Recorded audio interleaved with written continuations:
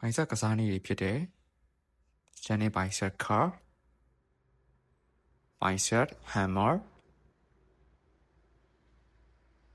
seated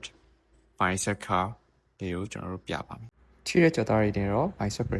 brachioradialis နဲ့ brachialis muscle ကျွန်တော်ထိပါတယ်ပေါ့ standing bicep curl မှာခုလိုမတဲ့အနေထားနဲ့တစ်ထောင်စက်ကိုခဏတော့ကတ်ထားမယ်ပြီးရင်ဝင်မယ်ပြီးရင်ပြန်ဆက်မယ်ကိုယ်ရဲ့ခါမှာကျွန်တော်တို့ရှူထုတ်ဖို့လုပ်ပြီးတော့ပြန်ဆက်တဲ့ခါမှာရှူသွင်းဖို့လုပ်ပါတယ်အဲ့တော့ကျွန်တော်တို့ရှူထုတ်မယ်ရှူသွင်းမယ်ရှူထုတ်မယ်ရှူသွင်းမယ်ကြွသားအနေနဲ့တော့ကျွန်တော်တို့ bicep brachial ကိုထိပါတယ်နောက်လေ့ကျင့်ခန်းတစ်ခုကတော့ကျွန်တော်တို့ bicep hammer ပေါ့နော်ဒါမှမဟုတ်တစ်ခုကိုကျွန်တော်တို့ဘေးကိုကတ်ထားမယ်ပြီးရင်အခုလိုမျိုးတူနဲ့အခောက်လိုမျိုးကျွန်တော်တို့ပေါ့နော်အပေါ်ကိုဒီတက်တဲ့အနေထားဆွဲတင်မယ်ကွေးလိုက်မယ်ပြီးရင်ဖြည်းဖြည်းချင်းပြန်ချမယ်ကွေးမယ်ပြန်ချမယ်ကွေးမယ်ပြန်ချမယ်ဆိုတော့ hammer tooth လိုနဲ့အတူတော့ပေါ့ဒီကတော့ brachialis muscle ကိုထိပါတယ်